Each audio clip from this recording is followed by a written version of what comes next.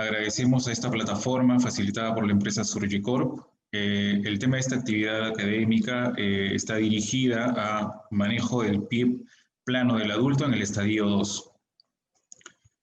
Para esta actividad académica contamos con la presencia del doctor Luis Yamoca, especialista de pie de tobillo, médico de la clínica Javier Prado y de la clínica angloamericana. Él se va a encargar de conversarnos sobre las planificaciones que se pueden hacer en el estadio 2 en el pie plano del adulto. Y también contamos con la presencia del doctor Alexis González, especialista de pie de tobillo, encargado de la unidad de pie de tobillo de la clínica Delgado, quien nos va a compartir algunos casos clínicos y bueno, finalmente haremos las preguntas, las van escribiendo en el question and answer, iremos seleccionando las preguntas al final de todas las exposiciones.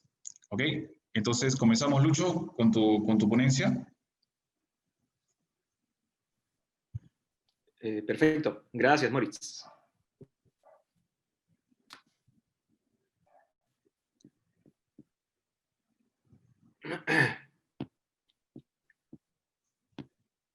A ver, ya está.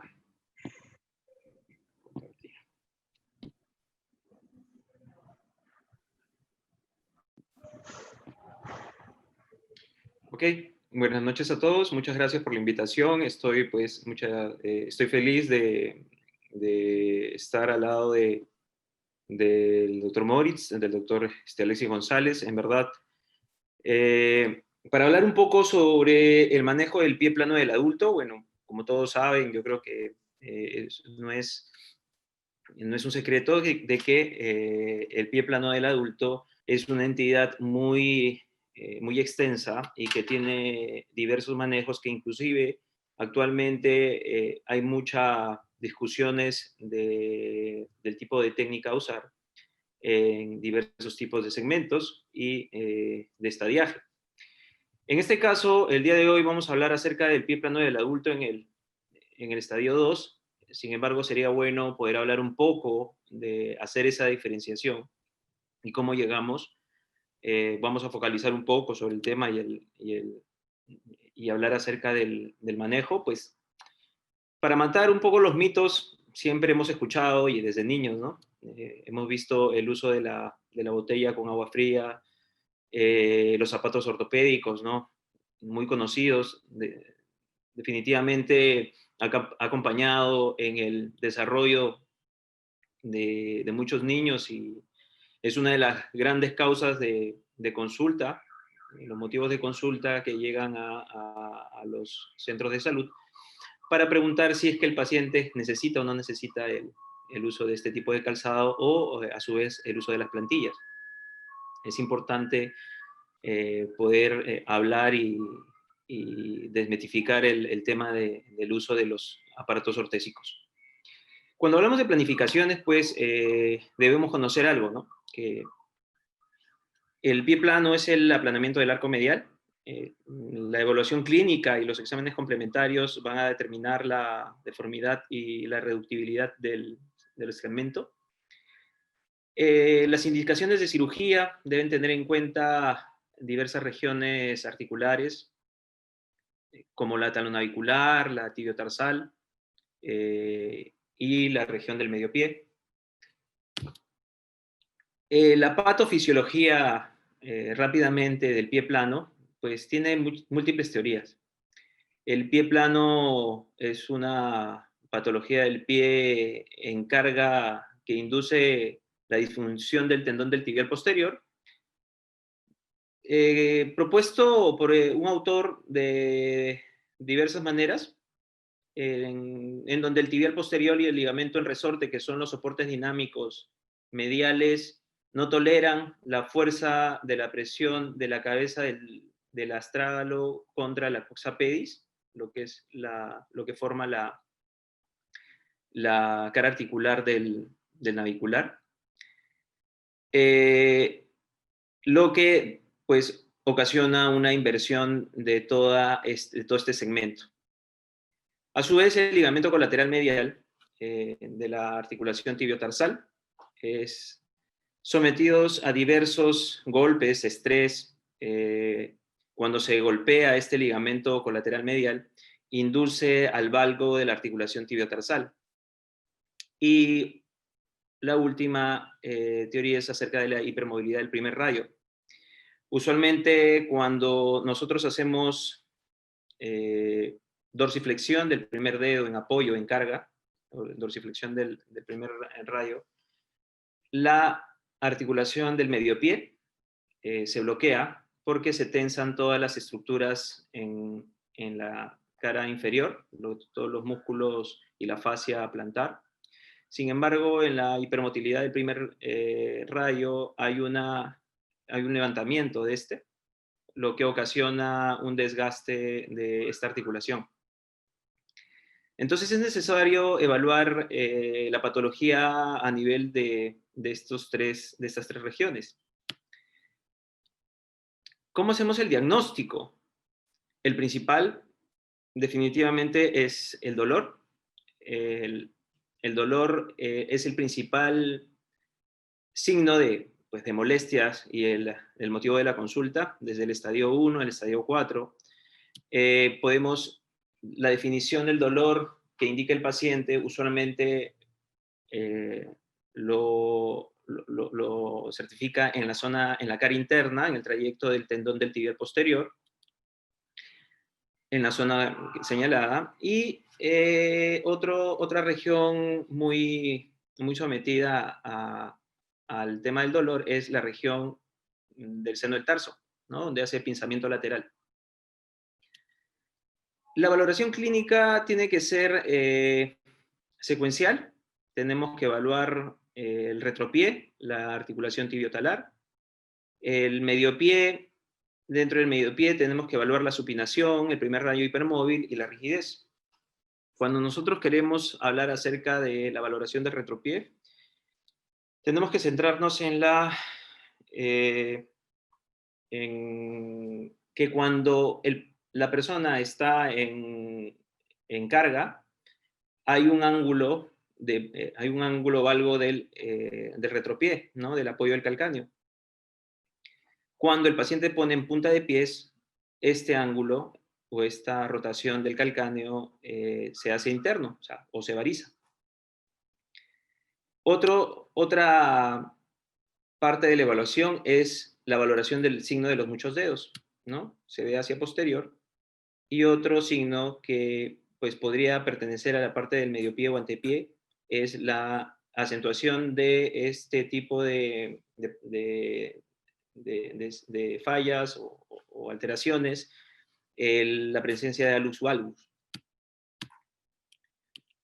La articulación tibiotalar hay que valorarla. Uno de los signos importantes para poder evaluar en este segmento es la contractura de los gemelos, que es importantísima en la valoración del pie plano.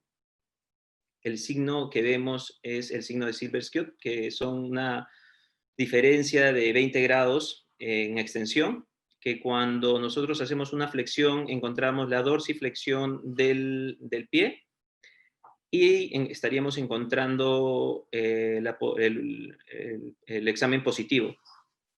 ¿Y por qué hacemos este examen, no? Porque queremos diferenciarlo de la contractura de todo el segmento gastrocnemio-sóleo.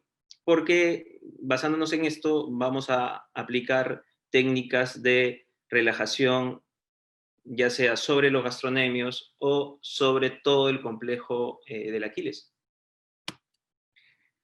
Asimismo, también tenemos que evaluar el mediopié, ¿no? El mediopié, tenemos que evaluar la supinación. Cuando nosotros queremos evaluar el tema de la supinación, lo valoramos a partir del segmento de la articulación cuneo-metatarsiana o a través de la articulación cuneo-navicular. Y asimismo también tenemos que evaluar la abducción de la zona del antepié. ¿Cómo hacemos nosotros el diagnóstico? El diagnóstico lo verificamos con las imágenes, con radiografías en carga, es básicamente lo más importante. Una radiografía de pie en AP y lateral, que nosotros cuando la valoramos es la radiografía dorsolateral en apoyo, y una radiografía de antero-posterior de tobillo para verificar el ángulo tibio-tarsal. Asimismo, tenemos que hablar acerca del ángulo talar del primer MTT o el ángulo de Mary y el ángulo que forma la cobertura del talo. En la fotografía del superior izquierda podemos encontrar un ángulo normal donde trazamos una línea en todo el eje de carga entre el talo y el navicular, que se distribuye sobre toda la línea que va a partir de la cuña hasta el metatarsiano. Esta intersección no debería pasar los 4 grados, porque si las pasa, probablemente ya estaríamos hablando de un pie plano. Si el segmento y el grado pasa entre 15 y 30, estaríamos hablando de un ángulo moderado, o si ya superior, estaríamos hablando de un caso grave. Asimismo, también tenemos, y la descripción habla, pues, históricamente, el ángulo de Costa-Bartani, que es el ángulo muy importante, el cual a lo largo del tiempo hemos verificado, que es una línea que se traza de la zona más inferior del calcáneo hacia el ángulo cuneo-navicular, y desde este punto hacia los sesamoideos, ¿no? Hacia la porción más baja del primer metatarsiano. Si es que el ángulo formado, pues, es mayor a 125 o 130 grados, estaríamos hablando de un pie plano. Pues estos son los segmentos que vamos a valorar en esta radiografía. Y en la proyección dorsolateral la vamos a usar para evaluar el grado de pronación y aducción en el ángulo de cobertura del talo. Si hay una subluxación mayor de 7, si hay un ángulo mayor de 7, estaríamos hablando de una subluxación. Las imágenes que también van a apoyarnos, pues, son imágenes de ultrasonido para poder verificar inflamación de los segmentos tendinosos. Sin embargo, pues, como sabemos, el ultrasonido probablemente tiene una dependencia del operador, por lo cual no supera a la resonancia como un examen para poder valorar inflamación o alteración en los segmentos tendinosos. Asimismo, tenemos que valorar la TAC para verificar si tenemos afectación en las carillas articulares, lo cual van a aplicar y nos van a llevar a tomar decisiones si es que tenemos que hacer fusiones, complementar con artrodesis, este tipo de los tipos de tratamiento. Pues a lo largo del tiempo hemos tenido diversas clasificaciones. Johnson and Strom en el 89 dan un acercamiento clasificatorio de los estadios, ¿no? Y hablan de una tenosinovitis en el estadio 1, un valgo del retropié reducible en el estadio 2 y un valgo de retropié rígido. Basándose en eso, dan todas las alternativas quirúrgicas.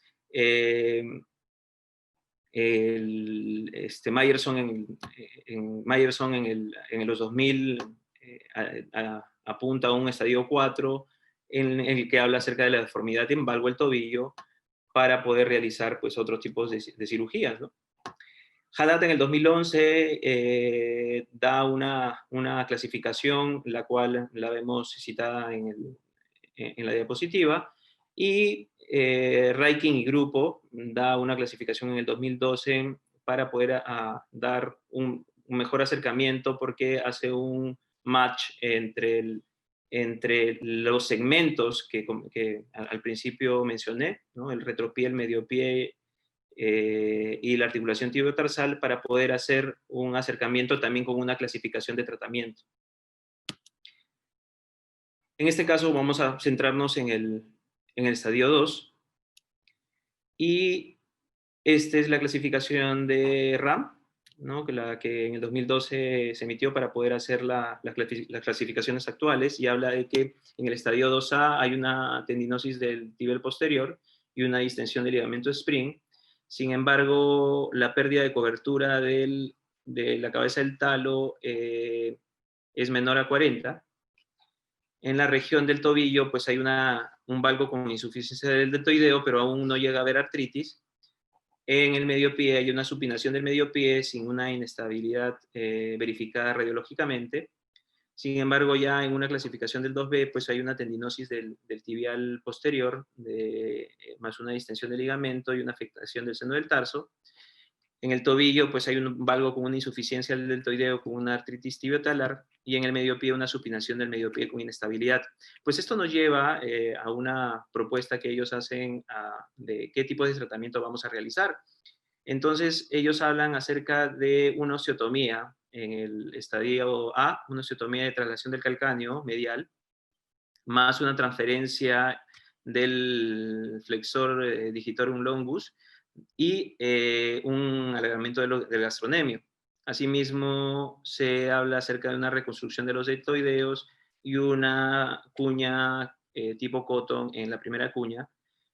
En el tipo 2B se habla acerca de una osteotomía de alargamiento, una osteotomía de Evans de la columna lateral, más una estabilización del arco medial. Y en este estadio se agregan alternativas de fusión, tanto en el tobillo o alternativas de reemplazo articular del mismo. El abordaje terapéutico. Pues el abordaje terapéutico, en el primer instancia está el tratamiento conservador.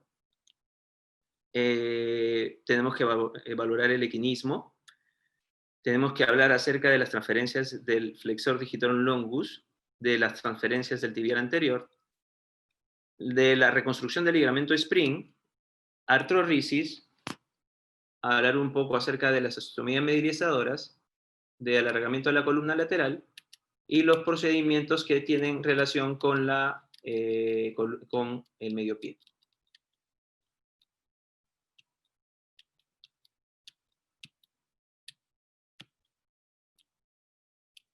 El equinismo. Lo había mencionado al principio de las diapositivas. El equinismo, lo que estamos encontrando y lo que buscamos valorar en en esta diapositiva es la contractura de los gastronemios. Cuando nosotros queremos valorar la contractura de los gastronemios, hacemos el test de Silverskiot, con el cual aplicamos una fuerza de dorsiflexión y si encontramos un equinismo de 20 grados y que estos de acá se reducen cuando hay una flexión de la rodilla, estaríamos hablando de un test de Silverskiot positivo, lo cual sería mandatorio realizar un alargamiento del gastronemio, sea la técnica que encuentre el cirujano. Hay diversas técnicas descritas, particularmente a mí me gusta la técnica de Baumann en la imagen superior derecha.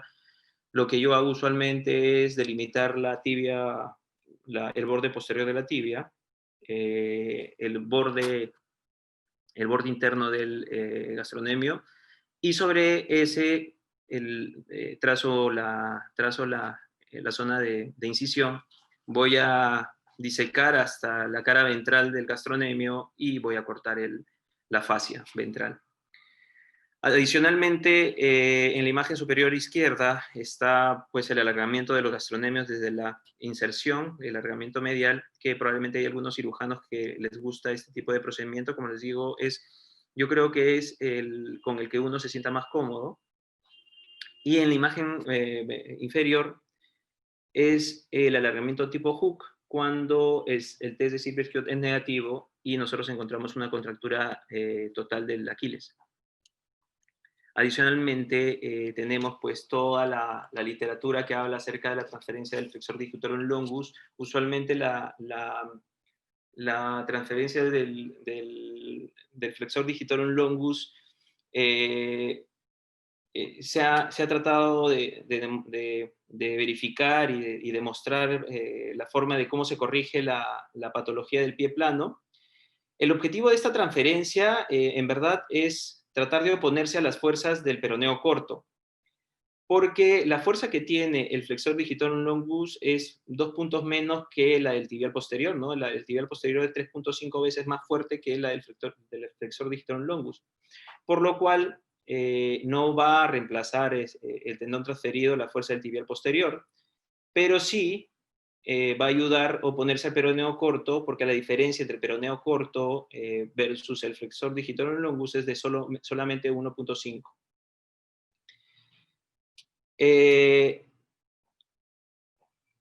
Hay pues una teoría también de la transferencia del tibial anterior, ¿no? Para poder transferirlo hacia el escafoides para poder tener una fuerza de supinación. Se describe en un artículo del 2010.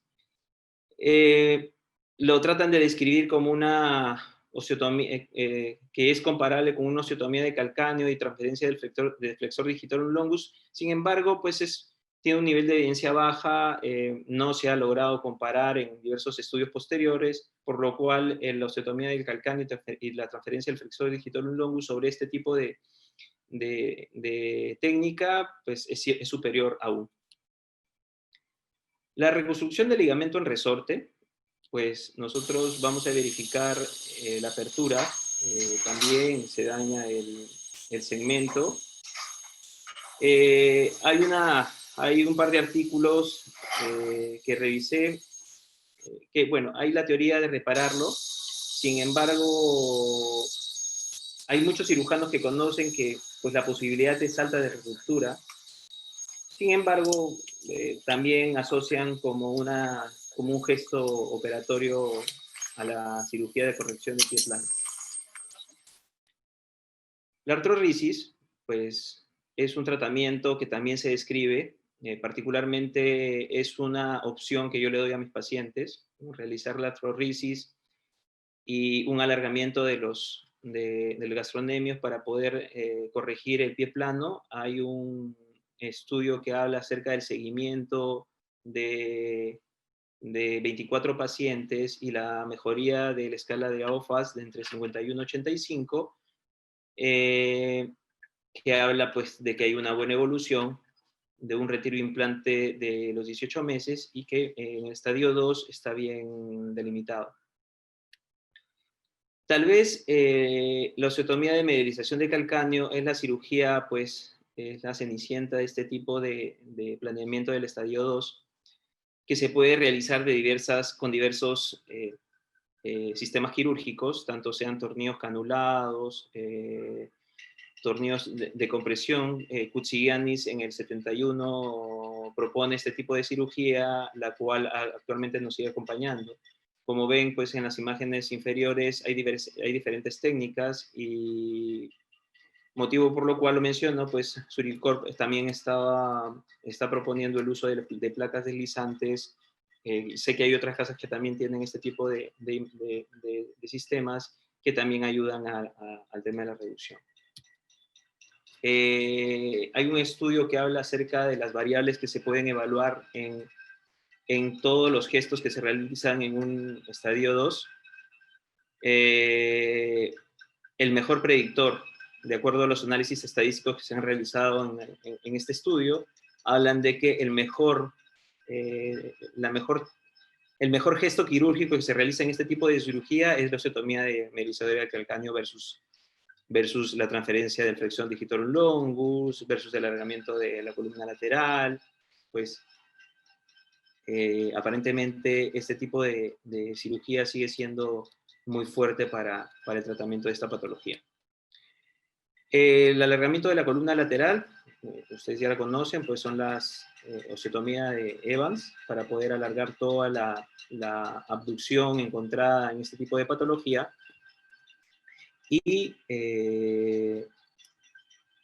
ahora se describe, hace un tiempo, ya descrito por Malerba, la osteotomía en Z o el SCARF, como una técnica muy reproducible. Básicamente yo no tengo la experticia en hacer esta osteotomía. En algún momento cuando hice el fellow lo vi algunas veces, pero no lo he podido reproducir. Es una osteotomía en Z que va desde la anterior a la tuberosidad, que se extiende por todo el segmento del calcáneo y que termina pues en el cuerpo. ¿Qué es lo bueno que tiene esta osteotomía? Que ya no tienes que estar haciendo doble osteotomía. En este tipo de técnica lo que haces es, te da mucha fuerza para poder alargar la columna lateral y poder deslizar medialmente el calcáneo. O sea que obtienes el objetivo de la cirugía en un solo corte. Y los procedimientos de la columna medial, pues es el antepié en supinación. Como podemos ver, cuando nosotros corregimos el valgo, tenemos la probabilidad que el antepié quede supinado ya sea por rigidez o si es que nosotros tenemos pues una hipermovilidad del primer rayo. Y pues, lo que vamos a hacer es asociar técnicas de apertura en la cuña, como técnica de Cotton, para poder mejorar la alineación de este tipo de alteración, en el antepié. Las conclusiones, pues que lo principal es el tratamiento inicial ortopédico. Yo usualmente a los pacientes pues, en el estadio 1 o en el estadio 2, que se pueden utilizar una plantilla ortopédica que responden al tratamiento, yo prefiero que vayan esperando un poco hasta que ellos tomen la decisión de querer operarse. Hay que individualizar cada caso. La osteotomía varizante más la transferencia del flexor digitorum longus sigue siendo pues la opción más usada. La pregunta que se hacen muchos es si es que realmente siempre es necesario hacer la transferencia. Habría que discutirlo. Idealmente hay que preservar las articulaciones, sin embargo, pues es una buena técnica y usa un buen uso el hecho de fusionar algunas, si es que son necesarias. Tengo un caso clínico pequeño, una mujer de 23 años, con el dolor, como ya lo dicen, en el huesito de la cara interna. Tiene asociación tiene un poquito de limitación funcional, tiene la presencia, si ustedes pueden ver, de un hueso accesorio en el escafoides. Si ustedes pueden ver en esta imagen, vamos a verificar el hueso escafoides, un hueso accesorio. La abducción del antepié, esto es una vista en apoyo. Y la resolución del caso, como ustedes pueden ver, pues hay una pérdida de la cobertura hacia lateral del antepié. Se hace el control a los 2 meses y podemos verificar que los ángulos pues, han mejorado. La paciente pues ya camina, y a propósito del uso de placas, usualmente yo estaba acostumbrado a utilizar tornillos. Es un buen gesto este tipo de sistemas, y bueno, lo dejaba para poder hacer la explicación de uno de ellos. Y ahora pues pasamos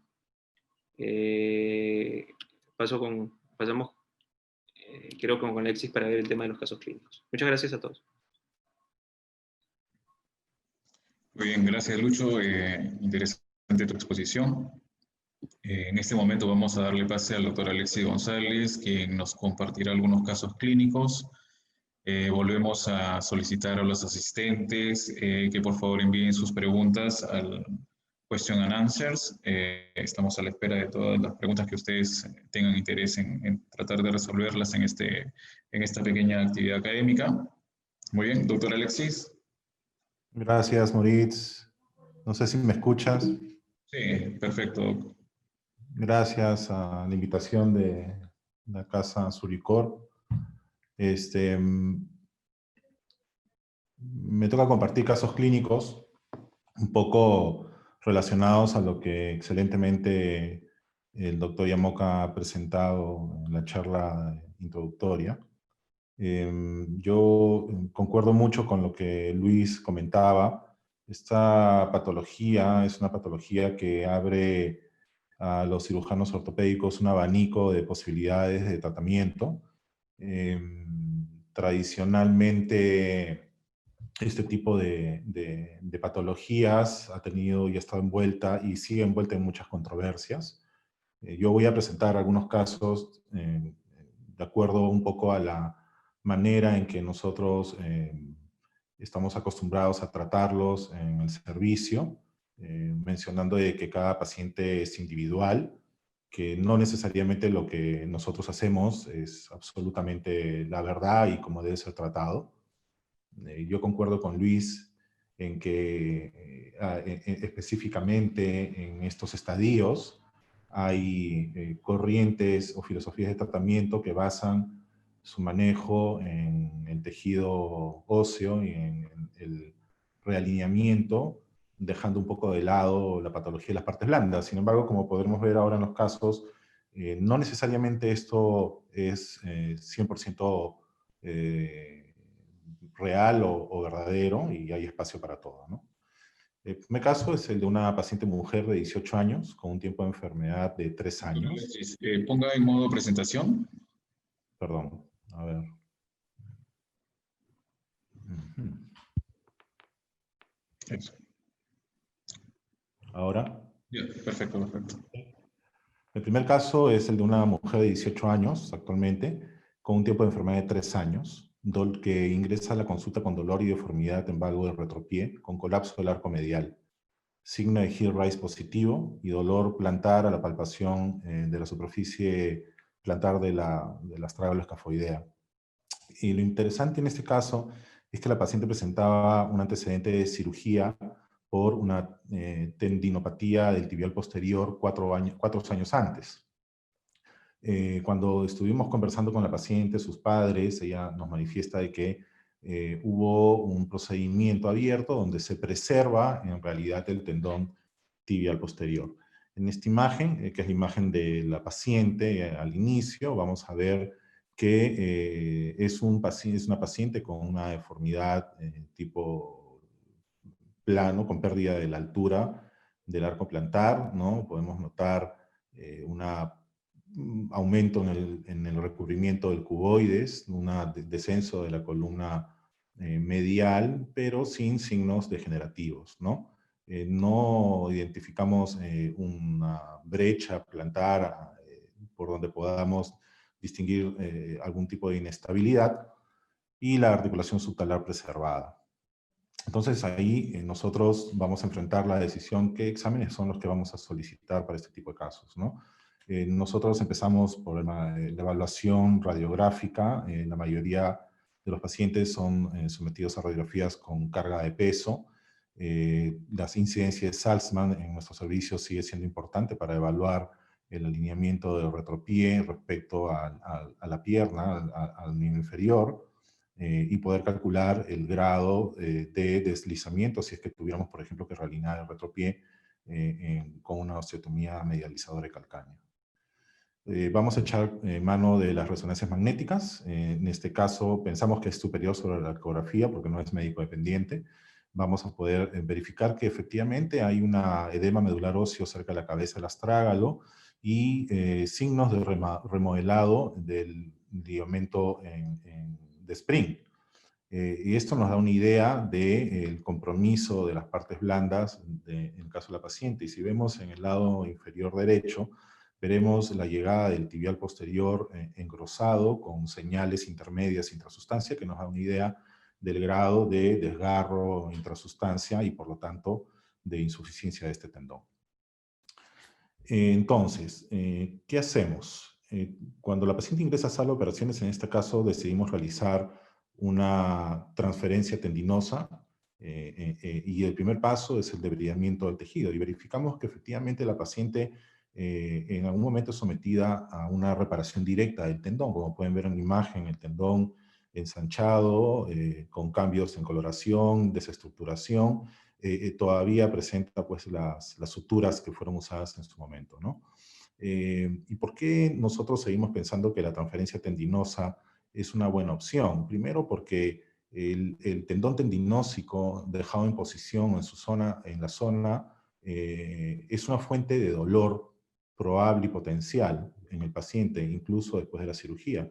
Segundo, si bien, como nos mencionaba Luis, el flexor digitorum longus es un tendón que no tiene la misma fuerza que el tendón tibial posterior, también es cierto de que existe en la literatura más de un estudio que demuestra que el tendón flexor digitorum longus, una vez transferido, va a sufrir una suerte de hipertrofia, tanto en su músculo, y que puede llegar en algunos estudios al 27% un año después de la transferencia y en otros hasta el 40% de hipertrofia.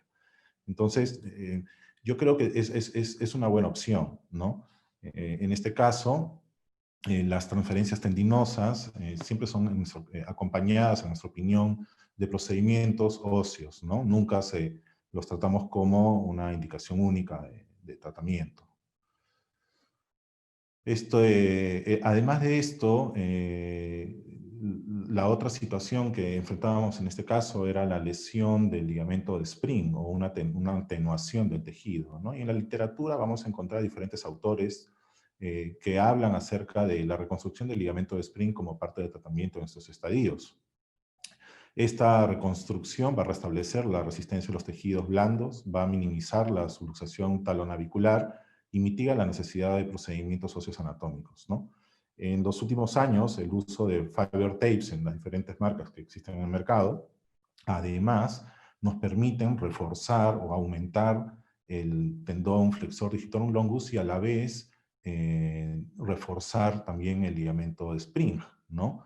Y esto se ha probado también en diferentes estudios mecánicos, tienen un resultado en cuanto a fuerza de reparación similar a los, incluso a veces superior a los injertos. En este caso, nosotros realizamos como primer paso la colocación del fiber tape. En este caso hemos retirado, y podemos ver en la imagen izquierda, el tendón tendinósico, el flexor digitorum longus ya cosechado, el fiber tape colocado en el sustentaculum. Procedemos a la reparación directa con suturas de alta resistencia del ligamento de Spring, y luego procedemos a hacer la transferencia a través de un túnel óseo, tanto del flexor digitorum longus como del fiber tape. Una vez que hemos hecho la transferencia y asegurado, nos vamos a preocupar también por darle protección. Y en este caso específico decidimos hacer una osteotomía balizante de calcáneo y corregir la supinación del antepié con una osteotomía de Cotton, usando en ambos casos una placa. Entonces, en la radiografía preoperatoria vamos a ver y en la posoperatoria la comparación en cuanto a la mejoría en el ángulo de inclinación calcánea y también en el ángulo de Kemmerer. La osteotomía de Cotton y la osteotomía de calcáneo tienen diferentes influencias al momento de hacer la corrección. La osteotomía de Cotton es definitivamente el mejor procedimiento para la realineación del retropié, como mencionaba Luis. La osteotomía de Cotton por sí sola, además, va a influenciar en la recuperación de algunos de los ángulos, entre ellos el ángulo talar entre el astrágalo y el primer metatarsiano, y entre la altura de la cuña medial y quinto metatarsiano. Entonces, la osteotomía de Cotton también se constituye como una potente herramienta de corrección y sobre todo para corregir la supinación del antepié. Es la misma paciente y vemos cómo tanto en las imágenes preoperatorias y posoperatorias la mejoría en los ángulos es marcada y constante. Seguimos con la misma paciente y vemos de que inicialmente hay un descubrimiento de la cabeza del astrágalo, que podría ser cerca de un 30%, y una mejoría en la alineación y el cubrimiento de la misma, ¿no? Entonces, aquí yo quiero hacer un paréntesis para conversar acerca de estas dos imágenes. ¿Cómo calculamos en sala de operaciones cuánto debemos cubrir el astrágalo? ¿Es mejor dejarlo neutro? ¿Es mejor dejarlo levemente abducto? ¿O es mejor llevarlo a una leve aducción? ¿Qué es lo mejor? En este estudio muy interesante de Conti y Deland, llegan a la conclusión de que todas las escalas funcionales, tanto de disminución de dolor, regreso a la actividad deportiva, y todos los ángulos se relacionan con una ligera abducción como mejor resultado, incluso al neutro. Y asocian la aducción final del antepié a un peor resultado en toda la serie. Entonces, no debemos exagerar en dejarlo en demasiada abducción, porque si no nos llevará a un fracaso en el manejo quirúrgico y una recidiva de la deformidad, pero tampoco estresarnos pensando que debemos dejarlo completamente alineado o en ligero aducto. Entonces, Un ligero abeducto es la mejor opción de acuerdo a los estudios mecánicos en cuanto a la mejora en todas las puntuaciones postoperatorias. Otro de los ángulos que tomamos en cuenta para evaluar cuánto vamos a corregir la supinación del antepié es el ángulo articular de la cuña, ¿no? Cuneiforme. Este ángulo, como podemos verlo, va a tener una variación muy pequeña de milímetros, de muy pocos grados, perdón, pero va a significar que la inclinación de la cuña y el primer metatarsiano nos aseguran la corrección del sesamoideo sin llegar a provocar hiperpresión debajo de los sesamoideos. Entonces, esta es una medida importante también a fin de poder evaluar en sala de operaciones cuánto de cuña queremos nosotros o debemos añadirle a nuestra osteotomía de Cotton. Vamos a seguir entonces con el mismo caso y la mejora de los índices y ángulos, que es lo que veníamos repitiendo. Entonces, esa es la importancia de la osteotomía de Cotton y la osteotomía medializadora de calcáneo, junto con la reconstrucción de las partes blandas. Evaluar nuestros ángulos en sala de operaciones. El siguiente caso es un caso de una mujer ama de casa de 38 años, con un antecedente de artritis reumatoidea en tratamiento con terapia biológica desde hace 2 años, que cursa con un traumatismo menor, un esguince de tobillo, y luego una pérdida progresiva del arco medial, unilateral y dolorosa. Como podemos ver en la imagen, en la vista posterior vamos a ver una inclinación mayor en el lado izquierdo, con un signo de los too much toes positivo, un colapso del arco plantar medial, una supinación del antepié flexible y un signo de Silverskio positivo. Este es un video, les pido disculpas por el sonido. Trata. Nada. Nada, ¿no? Y ahora con el otro. Sube y baja. Entonces vemos el signo de heel rise que es positivo para el lado izquierdo. ¿Qué es lo que también nos ayuda a tratar a nuestros pacientes? Es el All American Procedure, descrito por Arthur Manoli en uno de sus artículos, que está descrito desde los años 90, ¿no? Esto es una manera poderosa de corregir este tipo de deformidades, sobre todo si hay abducción del antepié. Consiste en debridar los tejidos como la tendinosis del tibia posterior, como hemos visto en el caso anterior, hacer alargamientos ya sea del tendón de Aquiles o alargar el músculo gastrocnemio, hacer una osteotomía de alargamiento de la columna lateral, ya sea con injerto de cresta, ilíaca, insertos, cuñas a injertos, osteotomía medializadora de calcáneo y transferencia del flexor digitorum longus. Entonces, en este caso hacemos la debridación del tejido. En este caso ni siquiera encontramos el tibia posterior, el cual está reabsorbido. Abundante tejido sinovial, inflamatorio. Vamos a ver una lesión del ligamento de Spring con descubrimiento de la cabeza al astrágalo, la cual será reparada directamente, como lo hacemos en estos casos, asociado a una reconstrucción, y en este caso con aumentación del ligamento de Spring, de la misma manera con un fiber tape.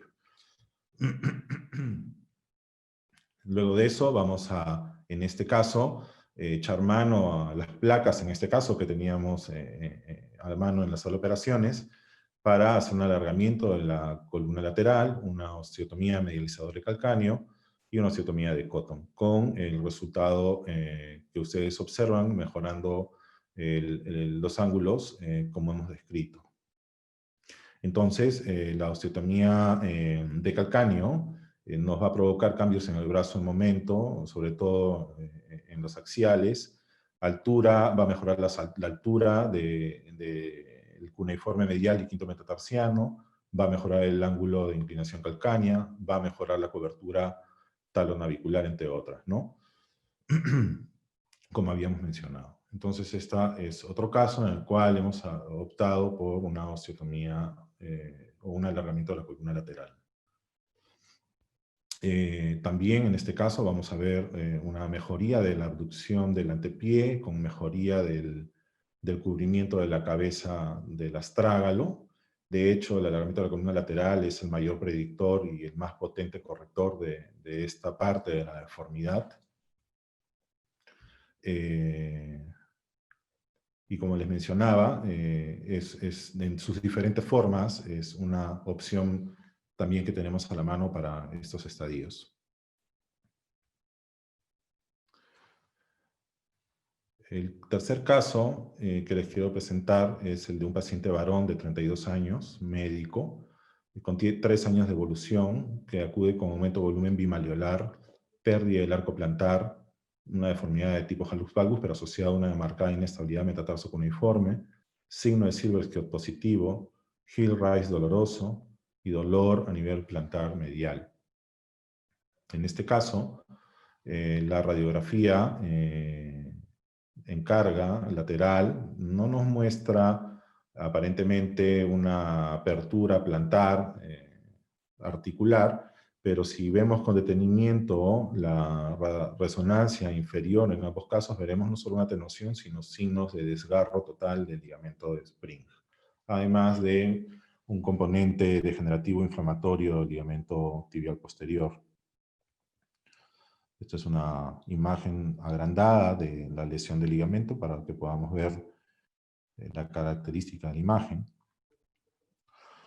Y la imagen ya intrasoc, ¿no? Una degeneración con ruptura crónica del tendón tibial posterior. Vamos a hacer, en este caso, un alargamiento de las fibras blancas del músculo gastrocnemio medial a través de una incisión pequeña en la región posterior de la pierna. Y en este caso decidimos, ya usando el fiber tape, no solo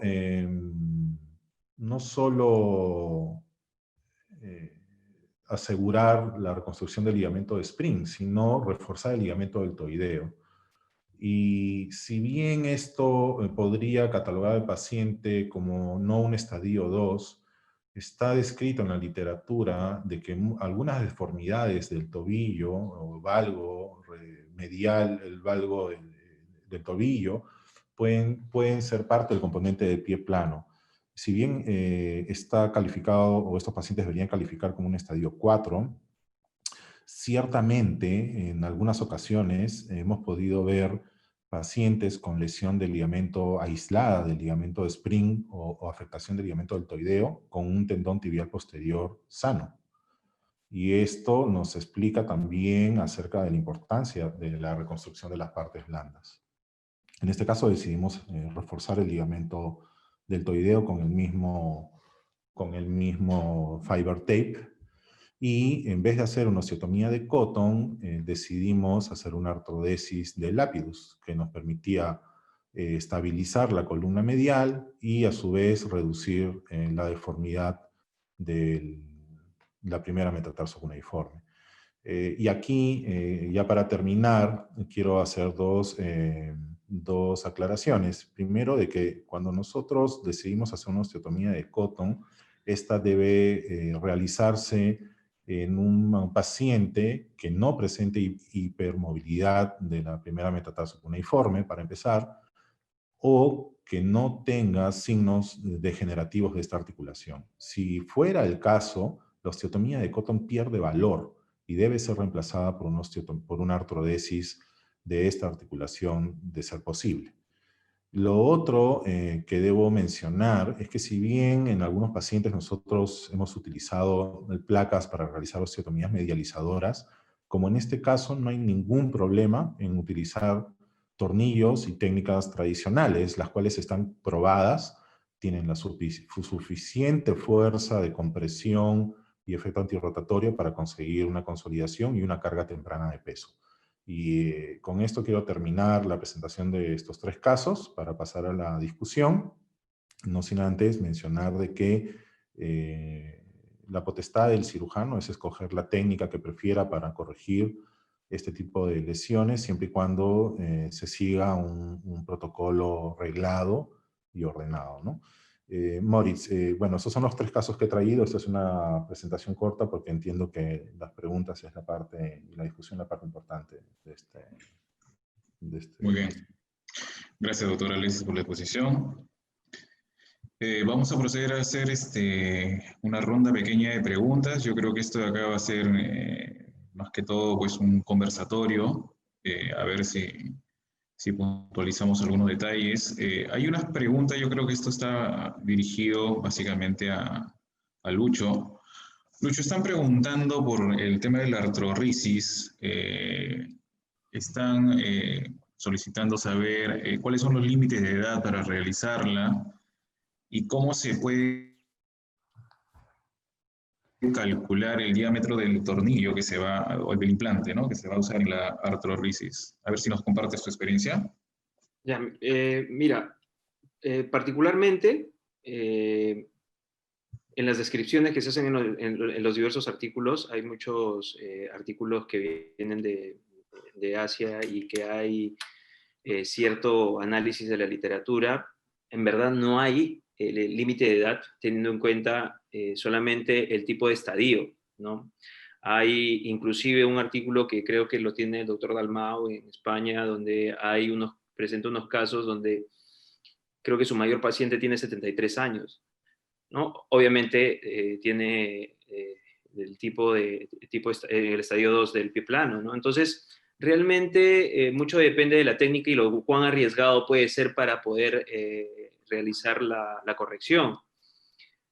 El diámetro es muy técnico, o sea, el diámetro, el cálculo del diámetro es bastante técnico, se verifica porque uno va colocando mientras va realizando la cirugía, pues para los que ya lo han hecho, definitivamente no es una cirugía que demande mucho tiempo, y uno va verificando la reducción, va viendo la varización del pie, mientras va colocando las pruebas, ¿no? Cuando uno va colocando las pruebas y va tomando bajo guía fluoroscópica, verifica la colocación de todo el tornillo que llega al borde del talo, entonces es la manera probablemente en la cual uno va calculando el tornillo. Realmente no hay un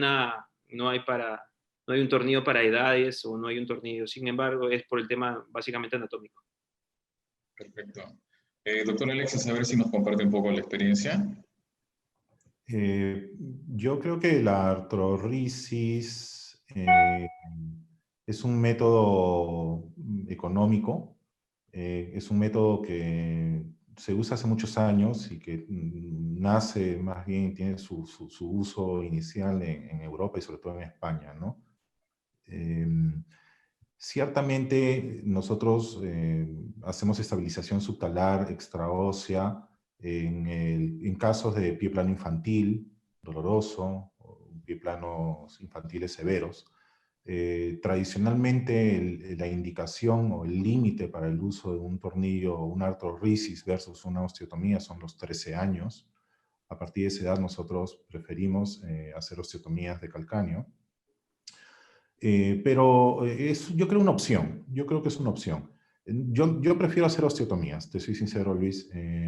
A veces a mí me da la sensación que con los tornillos que colocas en el seno del tarso, no consigo una reducción fisiológica de la articulación, ¿no? Estás embutiendo ahí un instrumento que por más que no dañe la articulación, va a limitar también el movimiento, ¿no? La fisiología de esta articulación, en parte.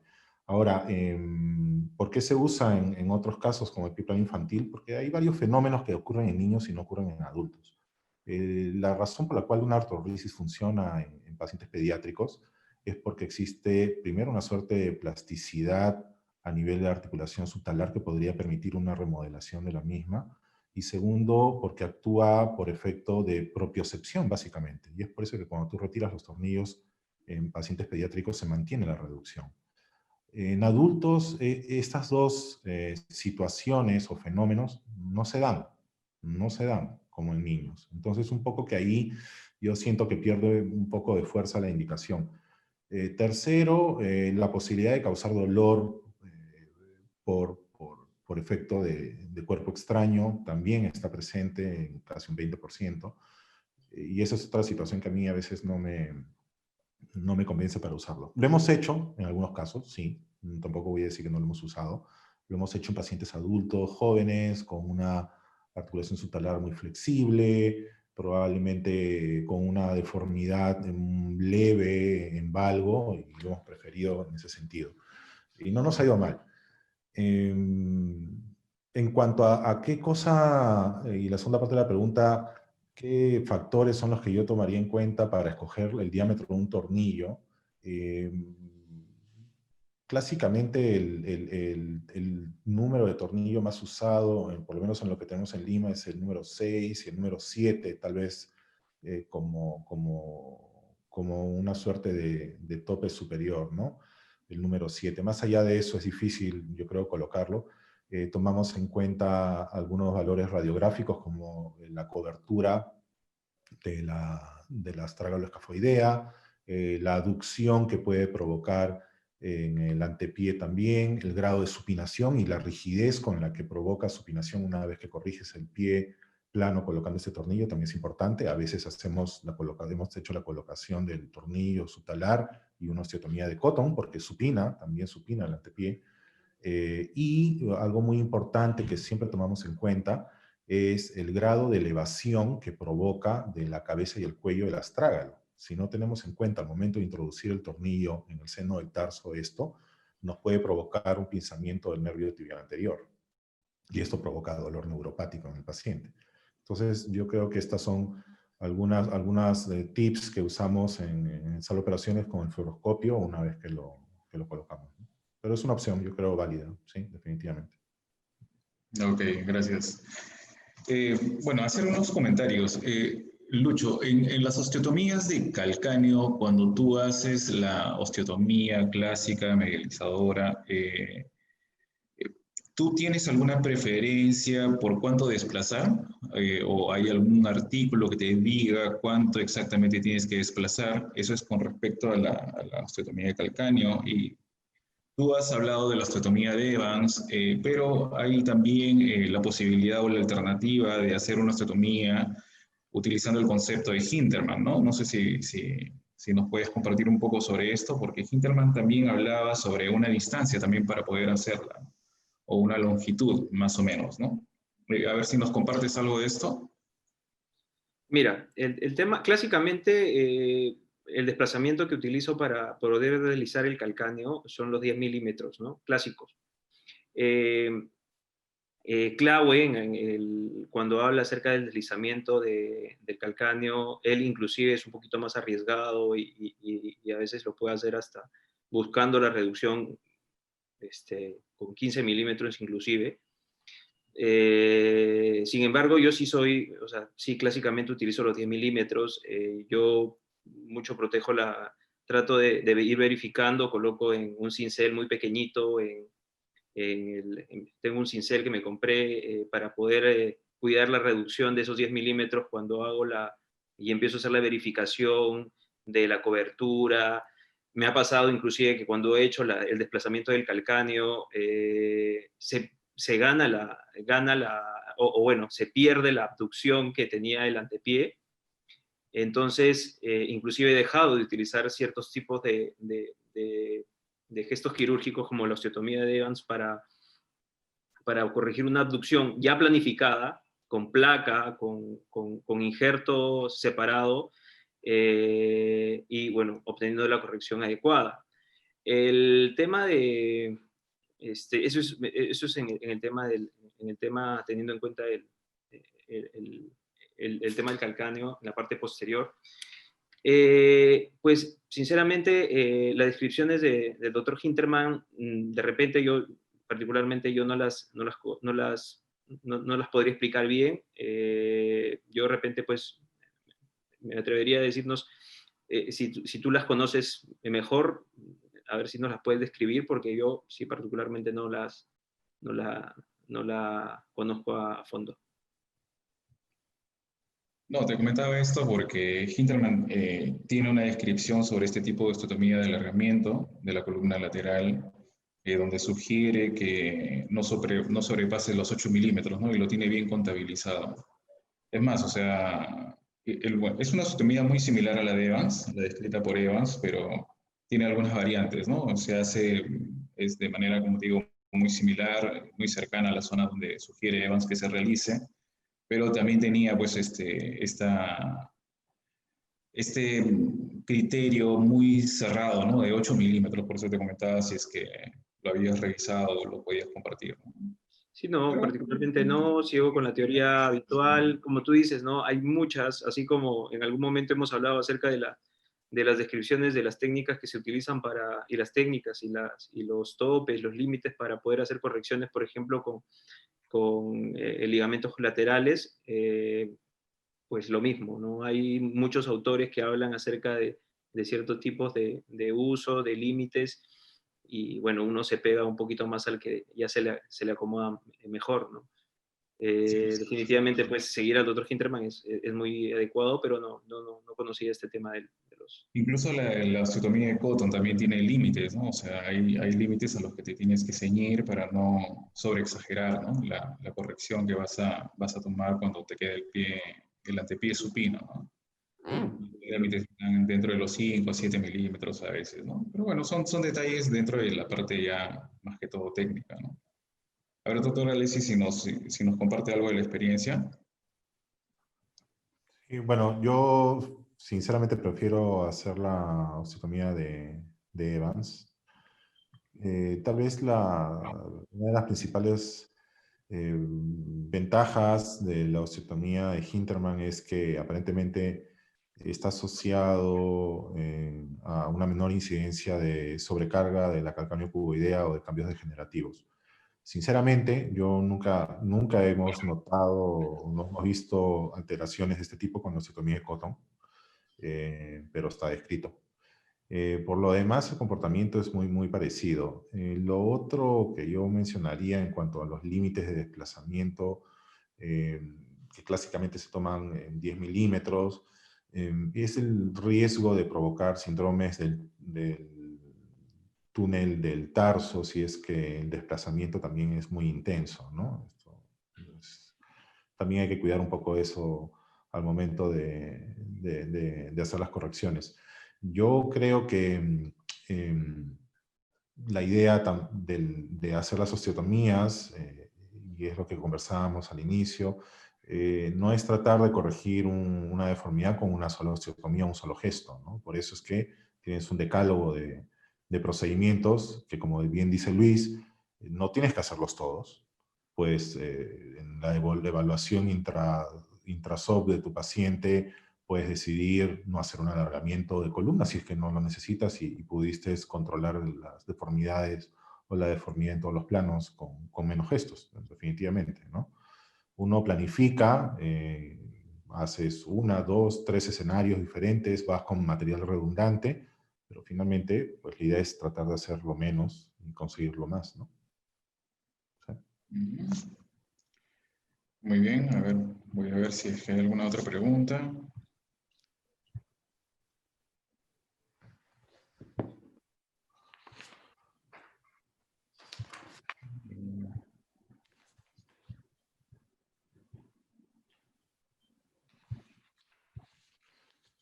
Yo quería hacerle una pregunta a Luis.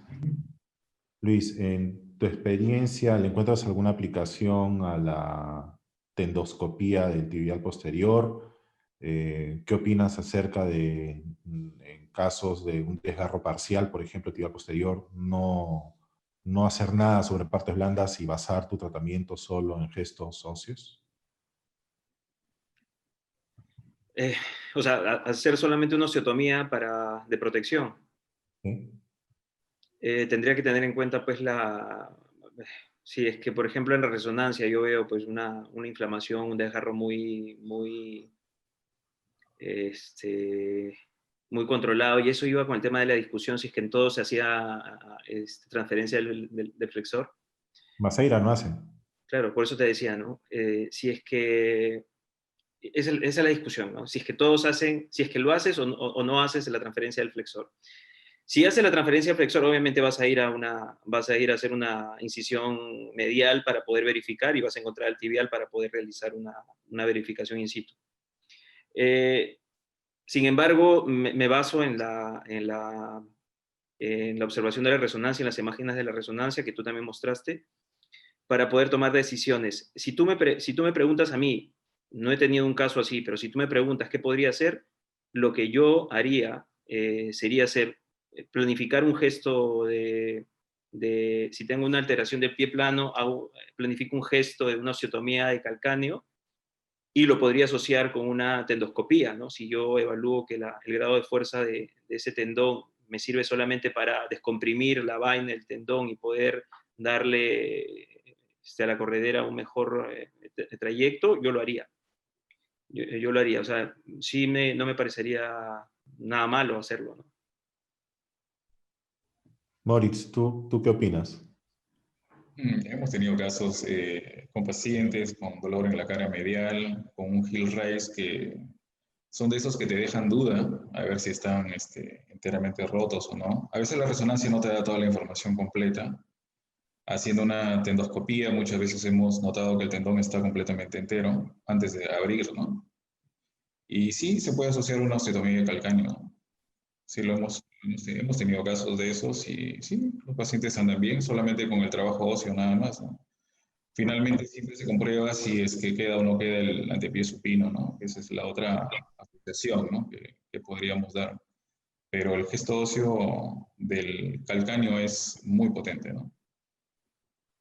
Lo que pasa es que yo entiendo también, y disculpa la interrupción, yo realmente creo que sin la osteotomía del calcáneo, pues para proteger a toda la cara medial, yo estoy seguro y revisaba un poco de la literatura, cuando discutíamos un poco en la literatura hace algunos años,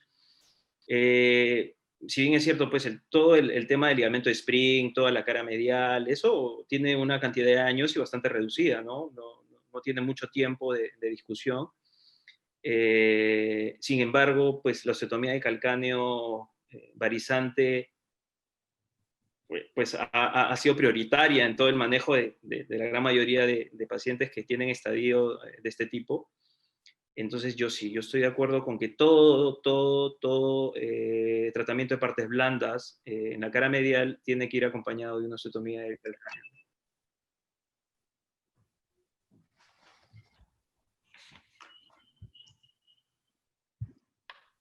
Y tal vez ahí radica también lo que decías, Alexis, acerca de la artrorisis, ¿no?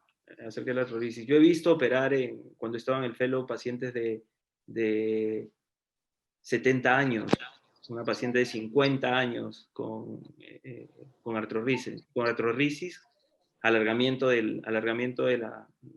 los gastronemios. Por lo menos una la seguimos 9 meses, es el tiempo que más o menos estuvo. Al tercer mes se le hizo ese procedimiento.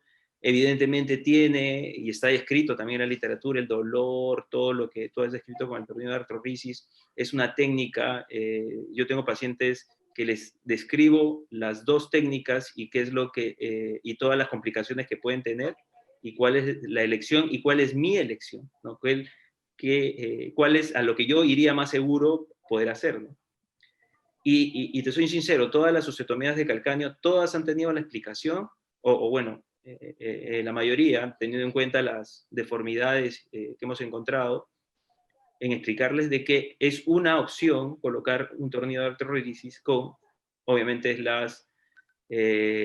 con todas las opciones de complicaciones que pueden tener, ¿no? Se los dejo, obviamente, a elección, porque así como existe cirugía mínimamente invasiva en antepié, pues hay muchos pacientes que tienen esa teoría, pero también tienen que conocer las complicaciones que presentan, ¿no? Al final, como dices, ¿no? O sea, el papel lo aguanta. Tú lo has hecho, te ha ido bien, son casos muy, muy, muy contados, hay artículos que hablan de 20 casos, nivel de evidencia 3, nivel de evidencia 4, son descripciones de autores que pues han hecho casos, les ha ido bien, pero no habla acerca del universo de pacientes, y sí, ¿no? Hay que tomarlo mucho con pinzas. Yo realmente no,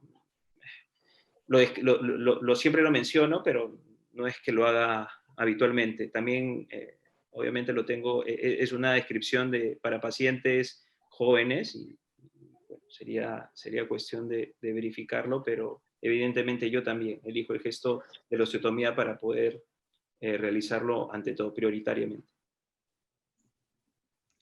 ¿El manejo postoperatorio, Lucho? ¿Cómo lo realizas cuando haces una osteotomía de calcáneo? Cuando hago una osteotomía de calcáneo, a la cuarta semana es como una fractura, ¿no? Una fractura. Realizar una fractura, ya a la cuarta semana está pisando. Es más, ya lo que pasa es que para mí, ya, y eso es un tema muy, muy mío, todos los pacientes que yo veo, a menos que sea una fractura de peroné que es muy estable, por ejemplo, que camina para mí muy temprano, pero no es que yo tenga miedo del tema de óseo, ¿no? Yo tengo mucho cuidado con el tema de partes blandas. Entonces yo trato de cuidar mucho el tema de partes blandas, el tema de las heridas, y los cuido por lo menos los 7 a 10 primeros días bastante bien para que esas heridas como que baje el edema, todo eso.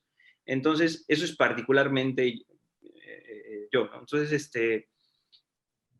los pacientes yo los hago ya apoyarse para que sientan la sensación del piso ya a partir de la segunda semana cuando ya tienen el walker, ¿no? Por lo menos la sensación sentados para que para que ya se sientan y ya se paran a la tercera semana y ya a la cuarta semana para que estén caminando con las muletas, ¿no? Tranquilamente, y ya a partir de eso es dinámico, ¿no? A partir de eso es dinámico, inclusive ya los pacientes me llaman, algunos, doctor, ya puedo ir dejando esto, ya me siento mejor, y van dejándolo. Entonces ya, a partir entre la tercera y cuarta semana ya yo me voy dando el tiempo de poder conversar con ellos más seguido, ¿no? ¿Cuánto tiempo los proteges exactamente con el walker? 6 semanas. Con el walker 6 semanas. 6 semanas. 6 semanas. A partir de la cuarta, quinta semana ya los estoy alternando, ¿no? O sea, ya los voy quitando para que vayan apoyando sin walker en casa, por ejemplo, que vayan apoyando todo el camino tranquilo en casa, pero si salen a caminar con su walker, pero ya van soltando, ¿no? ¿Y tu preferencia para las partes blandas es transferir, aumentar? Cuando la transferencia de... Sobre el tibial, si hay una degeneración del tibial, no, pues, o sea, lo que dijo Alexis, ¿no? O sea, yo particularmente, si se perdió el tibial... ¿Transfieres? Sí, transferencia, ¿no? ¿Aumentas o no? No. Solamente haces transferencia de tibial. Una transferencia del tibial. Okay. Pero depende mucho también el estado en el que encuentras el tibial, ¿no? O sea, en verdad, pues, es bastante dinámico, ¿no? O sea, no puedo ser rescatable. He visto el tendón que tiene un desgaste bastante evidente, pero que todavía tiene fibras que aparentemente están ayudando ahí ayudando y pueden ayudar, le aumento, ¿no? Pero si es que es un tendón muy degenerado que no va a ayudar, pues lamentablemente se pierde, se hace una resección de la zona y no vas a tener cómo usar ese tibial posterior, ¿no? Entonces, no vamos solamente con el flexor. Doctor Alexis, ¿y la tenodesis del tibial posterior al flexor largo de los dedos en el All American era una opción también, ¿no? Pero creo que se ha ido perdiendo en el tiempo, ¿no? Esta opción de hacer una tenodesis simplemente, ¿no? Sí, las transferencias y las tenodesis también han sufrido un fenómeno de evolución, ¿no? Yo creo que la tenodesis se puso un poco de moda como opción cuando tenías una tendinosis o una elongación del tibial posterior más que un desgarro, ¿no? Luego de eso, en el año a partir del 2000 probablemente, se empezó a hacer transferencias a través de túneles óseos, se hacían transferencias a través de túneles óseos. Y luego de eso, a raíz de un trabajo de Beat Hinterman, se empezó a dejar el muñón del tendón tibial posterior y hacer la transferencia mediante una tenodesis del flexor al muñón.